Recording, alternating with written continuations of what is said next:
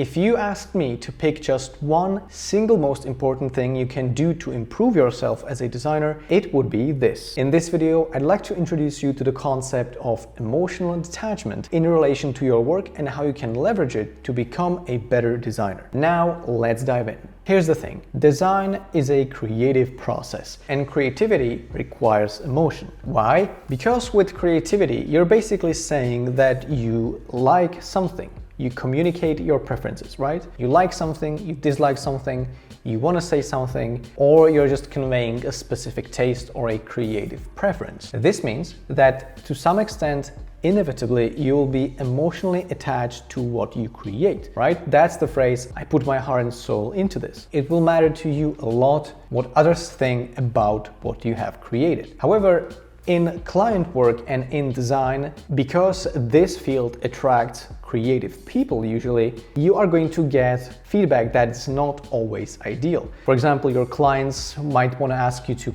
try something different, right? Change your design. They might not like what you create, and this will probably, especially at the beginning, make you feel bad. You will be disappointed, you will feel like a part of you was just put under scrutiny, and that would be the case. But if you don't know how to handle this type of situation, there are two possible outcomes. One outcome is discouragement. You basically say something along the lines of, I guess I'm bad at this and I should quit. Or you will get defensive. You will try to rationalize or defend what you have created by trying to convey that your designs are just fine, that there is nothing that needs to change. However, neither of those two is useful for your journey as a designer. So you need to detach yourself emotionally from what you create. Right? Easier said than done. Here's the thing, design is primarily about solving specific problems, right? Creative expression is a plus, but it is second priority to problem solving, which means that when clients will hire you, they will hire you to solve specific problems. And more often than not, it will be to make more money, usually, as businesses, right?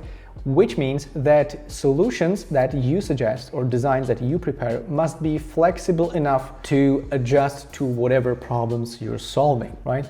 So the solution that you bring up might not be the best one for that specific problem, right? So more often than not, multiple variations or iterations are going to be necessary, right? This simply means that when you create something, clients might want to see more versions of that, more solutions. They might want to iterate on your design, meaning they might ask you to change what you have created. And all of this is basically conveying a message that your designs or what you create is not good enough. And that's going to be painful emotionally for you to accept, especially at the start, right?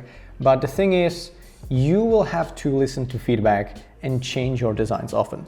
This is extremely hard if you're emotionally attached to what you create, and it will lead to disappointment, burnout, and frustration if not handled properly. So if you're communicating with someone, with your client, for example, the best way to go about this would be adopt the attitude of saying that you understand that they're looking for something different and that you should be asking what do they like and dislike about the current design, right? So you should definitely not get defensive nor discouraged. This doesn't mean, when you have to listen to feedback and change your designs often, this doesn't mean that you are bad at this and that you should quit. Nor does it mean that your designs are just fine at the first attempt and that nothing needs to change, right? This simply means that the client wants to solve a problem and you need to learn how to handle this type of situation. And this message is an example of how you can communicate that, okay? So, but how you can actually do this? This is way easier said than done. So how to handle this type of situation? Well, you have to keep the priorities in mind. You are there to primarily solve problems or create solutions to problems that your clients have. That's the first thing. That's why design is not art. Art, in my opinion, is purely about communicating something, conveying an emotion, or expressing yourself, but design always serves a purpose by definition, right? So you keep in mind that no one is out there to insult you or belittle you in any way. They simply want to act on the first and most important priority, which is solving problems. And the thing is, you should not take things personally. As I said, they just want to solve a problem with your help. On the other hand, you also want to look out for obvious abuse. If somebody will attack you personally, you as a person, instead of presenting constructive arguments as to why your designs should change, well, that's the moment to leave the relationship, right? The client, the professional relationship, that is. Get ready to listen to feedback that addresses your design, your work constructively, and call out any behavior that is attacking you as a person. Important to keep in mind. And then you should keep asking for feedback. The more you ask for feedback, the easier it will get for you to accept feedback. So I understand that it is hard to listen to criticism in any form, because as a creative person, that's just extremely hard, right? It is also important to keep in mind that you are not what you create. You have to remember this does not equal situation we have going on here. If somebody criticizes your work, that doesn't mean they criticize you, right? Remember, it is all about solving the problem. And all this is gonna help you to become a better designer, right? This will help you improve as a designer, because the result of these activities, the result of these attitudes and of emotional detachment in general will result in you asking for feedback more often, right?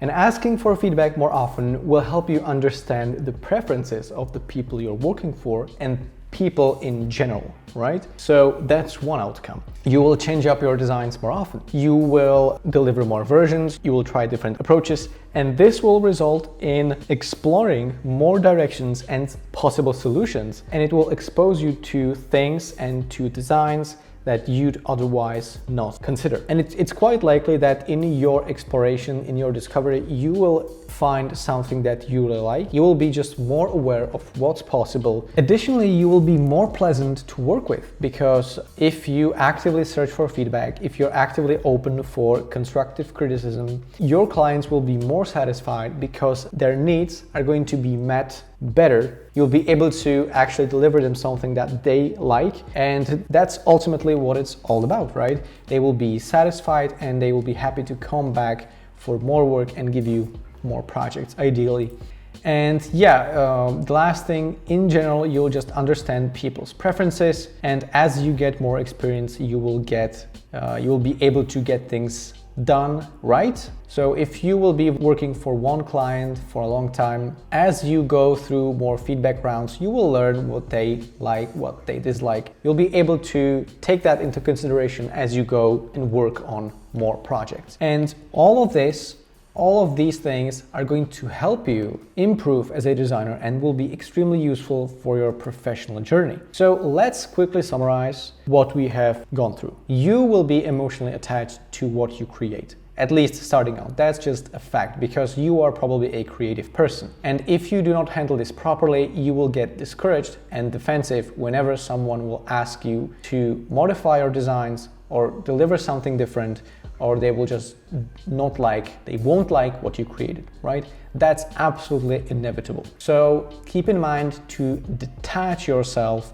emotionally from what you create, right? Remember that you are not what you create, right? You are you, and what you create is your work. Proactively seek feedback and understand the preferences of whoever you're working for. Keep the priorities in mind, and keep in mind that people are not there to offend you or belittle you or humiliate you in any way, generally speaking. Keep asking for feedback and keep on exploring different directions, and above all, keep an open mind and just in general be a pleasant person to communicate with and to be around with. And also, I encourage you to look at this from the other side, right? Imagine you're a client and you're working with a designer, and each time you ask the designer to modify something or adjust something, you will get a negative reaction. You will see that they are upset and that they maybe get defensive and nothing gets done. You would probably not be happy in that arrangement as a client, right? So keep in mind that you are there to solve problems. And as long as nobody crosses any boundaries, any personal boundaries, be ready to change your designs. I know that this is hard, but keep asking for feedback proactively, and eventually it will get easier. So this strategy helped me to improve my work substantially, because eventually I managed to separate myself from the work that I'm doing and realize that I'm actually delivering a product, and that any criticism that I get, any feedback that I get addresses the product and not me as a person. So yeah, this is a strategy that I would say is the most important if you want to improve. And let me know in the comments, what do you think? What is your experience with feedback, with asking for feedback, accepting feedback? Do you have a hard time accepting it, or do you actively search for feedback and try to improve your work based on that? So thanks for tuning in. Leave a like if you found this video useful, subscribe for more content like this, and I will see you in the next one.